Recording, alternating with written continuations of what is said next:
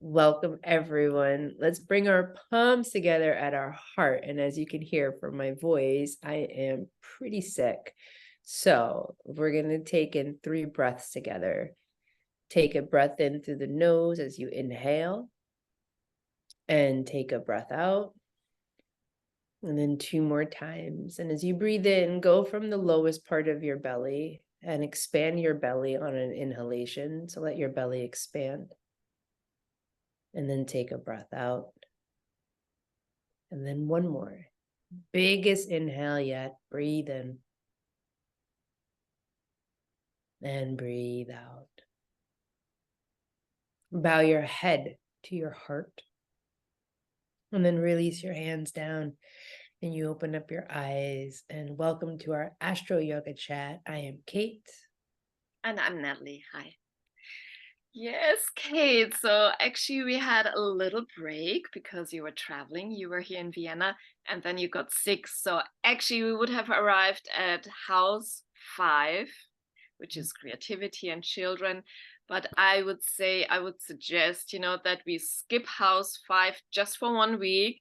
And I think, we should really talk about house 6, which is health and healing. So how do you feel right now? I feel absolutely terrible.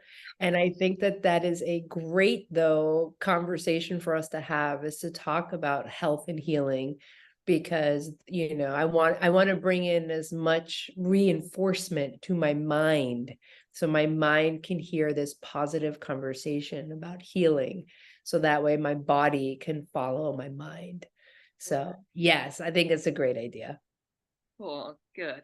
So let's mention first all the other areas that the sixth house covers. So it's not just health and healing, it's also about a daily routine, like the daily work you do at a job, or a daily routine health wise, or even like dietary wise. It has to do also with accidents. It also has to do with all sorts of problems, like even problems with employees. It has to do with pets, and it is the house of service. So it deals with quite a lot. But obviously, we're going to talk about health and healing. So a lot of people that work in the health industry, they have strong sixth houses, they have interests in health and healing. And yeah, of course, you also see what areas of life, you have problems with health wise. When you look at the sixth house, it's really interesting. You can actually see, what planet is ruling it and what are those issues that you could face, right? And then, of course, in transit, like when Mars moves through your sixth house, you're accident prone, or you're prone to get the flu or a cold, or whatever's happening at that moment. But that's usually just like for 7 weeks. Yes. Interesting. Um, I kind of love the idea that pets is also included in the sixth house when it comes to like service and healing, because anyone who has a pet knows how healing a pet can be.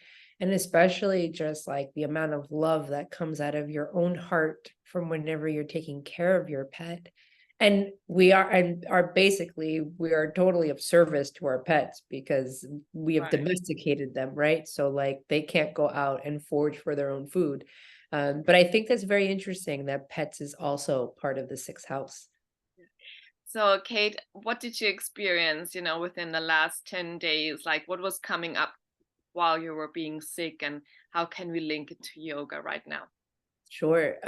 So my sickness actually like really bad, like it knocked me out. It started off last Wednesday, and then I was out with a very bad fever for about 2 or 3 days, followed by not being able to breathe.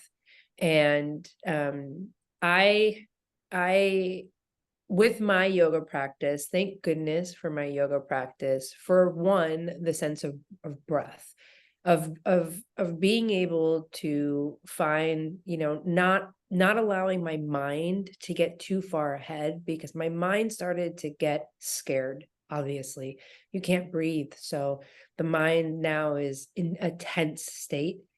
And I was able to calm myself down and to start, keeping my mind focused with every breath and reminding myself and visualizing my lungs opening. So that was something else that I was doing quite a bit of, is visualizing my lungs opening and being able to absorb oxygen and uh, keeping myself calm, really, because when you can't breathe, you get tense and you get nervous, and then it makes it even worse. So, over the last 10 days of being sick, I don't even know how many days it's been, but like over the last definitely more than a week of being sick, I have been on a bit of a roller coaster as well. Right. So, like one day, like 2 days after I was like very sick, I started to feel better. And I jumped up out of bed and I cleaned all my sheets. I was ready. I'm like, get out of here, sickness. I don't want to ever see you again. And then I got hit hard. And then it came back and it smacked me across the face and was like, I was out. And so also the sense of, being very present and not feeling as if like, okay, well, now I'm going to be sick and I'm going to be sick forever. Like as I started to feel a little bit better, and then when I started to feel bad again, I was trying really hard not to go down the rabbit hole of feeling like, well, this is my life and this is how it's always going to be, and I'm never going to feel better, and I'm always going to be stuck in my house, because the mind took me there really fast, you know. So I think in this process of being sick has been this state of paying a lot of attention to what my mind is, what my mind is feeding me. Like, what is my mind? Is it like twisted up in the thoughts of like, you're never going to feel better? Today I was able to teach my yoga class online. I was sitting on the floor the whole time, but the main message was, when you're feeling great, sometimes we take advantage, not advantage, but we don't realize what it's like, in that moment. Once we feel really good, what does it feel like to be sick? And we're all going to get sick at some point, like this is just what's going to happen. And your yoga practice is a place to help you navigate that energy and taking care of yourself, and not just taking care of yourself physically, obviously, but also mentally whenever you're sick. So I think it's about, what we practice in yoga is being the observer, right? So not identifying with the voice in your head. So you were at the level where you could say, okay, the mind is having a panic attack, but I can observe it and I can step in through even my meditation practice, and I start to visualize and calm myself down. So this is really important. And there's also two incidences I want to talk about. So I used to fly to LA always, to study with my yoga teachers. And once I also got like a big cold on the plane. I was just there for a week.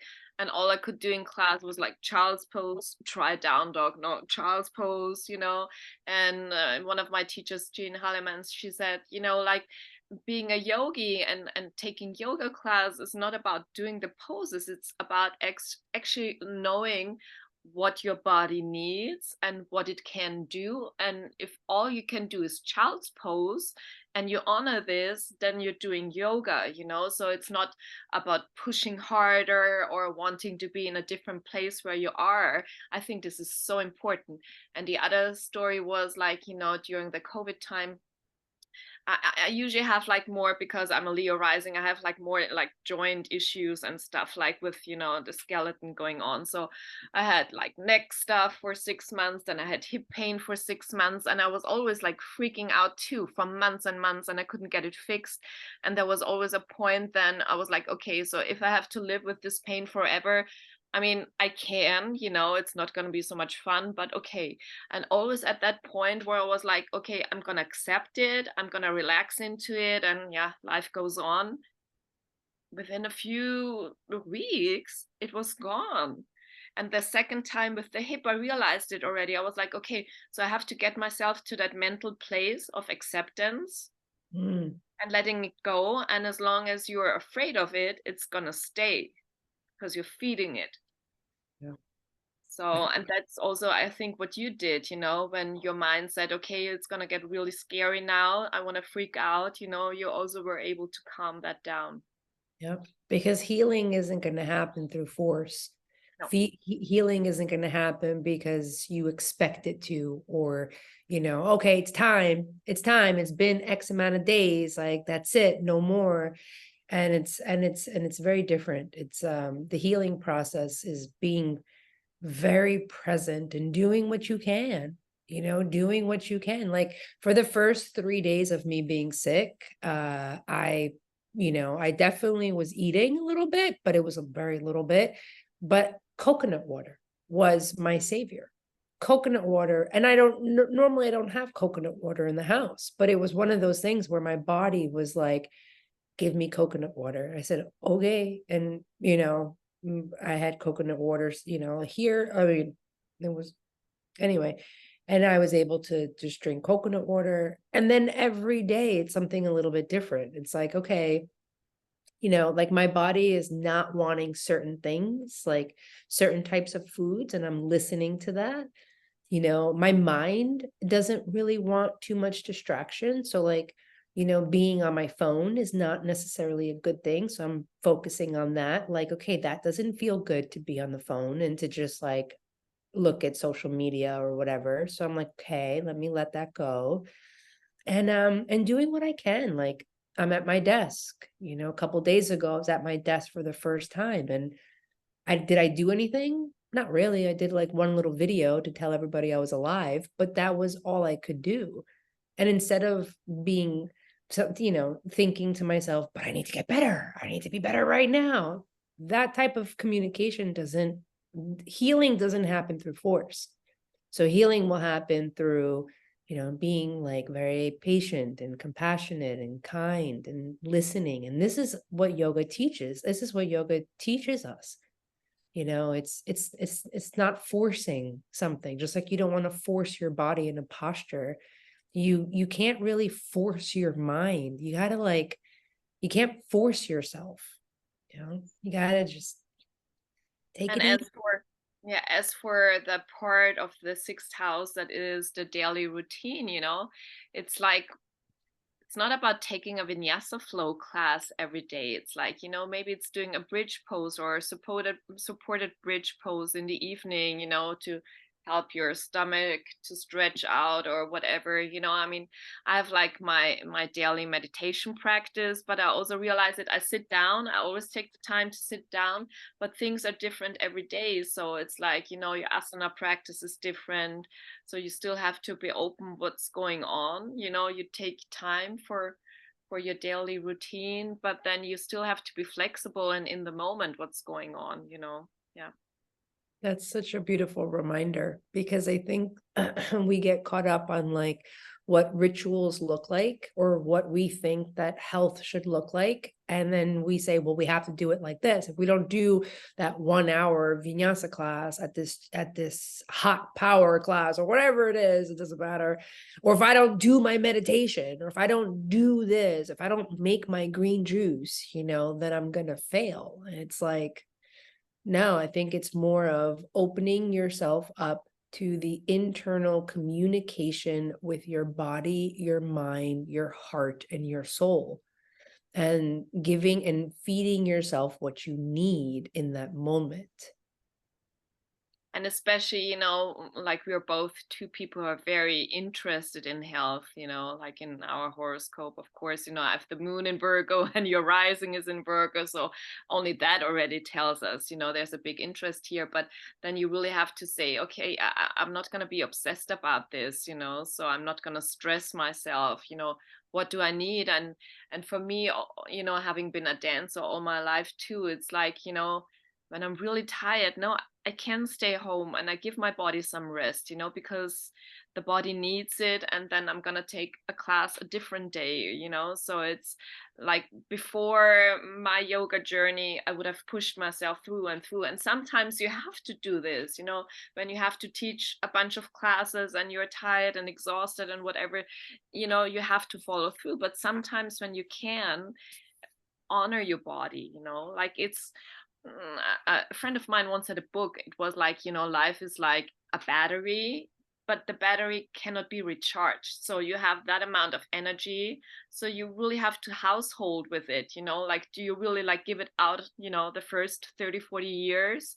Or do you like, take it step by step and take a break? And, it's like, yeah, calculating with it. So I think people are also afraid of like taking things step by step or inch by inch because they're afraid that they're missing out on something. It's almost like, well, if I stop doing my rituals, if I stop doing this, or then I'm not gonna be successful, or I'm not gonna get ahead, or I'm not gonna create what I want to create. And that's just stress. That's just like tension. Like we don't want tension in the body. We don't want tension in the mind. And then that's why I also truly believe that being on this path is not an easy path, because there's no like, you can't, you got to keep the light switch on. And so and every day, like, it's going to look different. So you can't just like plug and play. You can't just say, oh, I'm gonna just do this and then everything. No, you gotta very, very much be present in your presence. I think that's something that has the message of being sick has, really coming to me like hard. It's like, and just, yeah. as you're awakening, the lessons get more precise, or I don't want to say more difficult, but they get more advanced, right? Like, so you have certain tools, and then the lesson gets a little bit more difficult, you develop more. So it's like, once you think, I know all the answers to all, the possible scenarios in life. No, no, no, no. There's a next level to it, So you only have like the first level now. So next level. I So think and then I also think too, it's like just being sick and also being on this spiritual practice reminds us to be very humble about that, because yeah, right whenever you think that you got it, there's like, nope, nope, you don't. No. health is the Just biggest. when you, yep, yep. So yeah.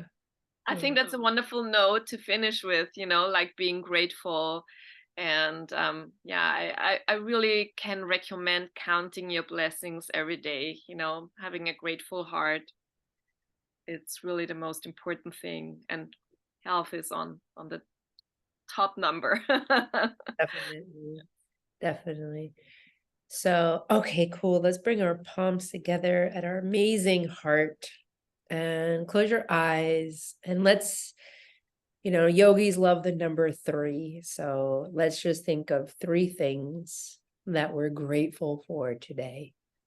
And as you think about this, visualize it in your mind space and then feel that energy in your heart space. 3 things that you're grateful for today.